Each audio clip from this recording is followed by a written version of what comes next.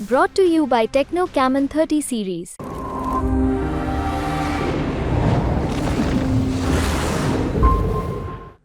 दिल्ली में वोटिंग हो चुकी है और वोटिंग के बाद हर किसी के जहन में सवाल ये उठता है कि आखिरकार किसका पलड़ा भारी है, कैसे वोटिंग हुई, वोटिंग का गणित क्या करता है और क्या उस गणित के हिसाब से हम कुछ अनुमान लगा सकते हैं।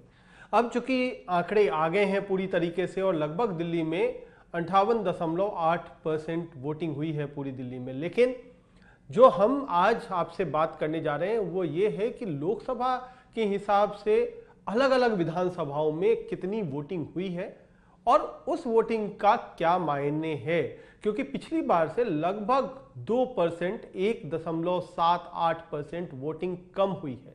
तो कम हुई है उसका तो हम अनुमान जो है वो गर्मी की वजह से था, लेकिन कहां कहां वोटिंग कितनी हुई है। सबसे ज्यादा जो वोटिंग हुई है वो नॉर्थ ईस्ट दिल्ली में हुई है और सबसे कम वोटिंग नई दिल्ली पार्लियामेंट्री कॉन्स्टिट्यूंसी में हुई है। हम एक एक करके हर लोकसभा के विधानसभाओं का हम आकलन आपको बताते हैं। अब आते हैं नई दिल्ली पे। बहुत वीआईपी सीट है बांसुरी स्वराज बनाम सोमनाथ भारती की सीट। यहां पर वोटिंग सबसे कम हुई है और लगभग यहां पर बराबर वोटिंग हुई है।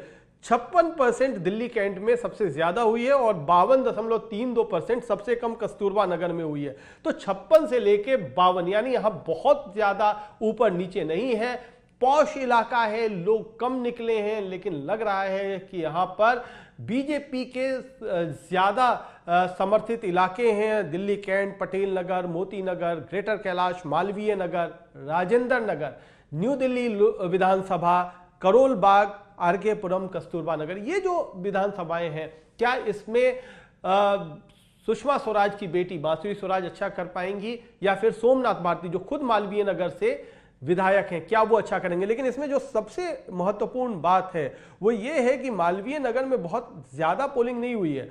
54.77% पोलिंग हुई है, जो अपना सोमनाथ भारती का इलाका है। क्या उन्हें और वोटिंग करवाना चाहिए था, तब ज्यादा बेहतर होता। ये आंकड़े जब जीत हार में कन्वर्ट होंगे तब हम इसको एनालाइज करेंगे, लेकिन इन वोट परसेंट में लगभग समानता है। इसीलिए यहां बहुत ज्यादा हम वोट परसेंटेज को देख करके अनुमान नहीं लगा सकते हैं।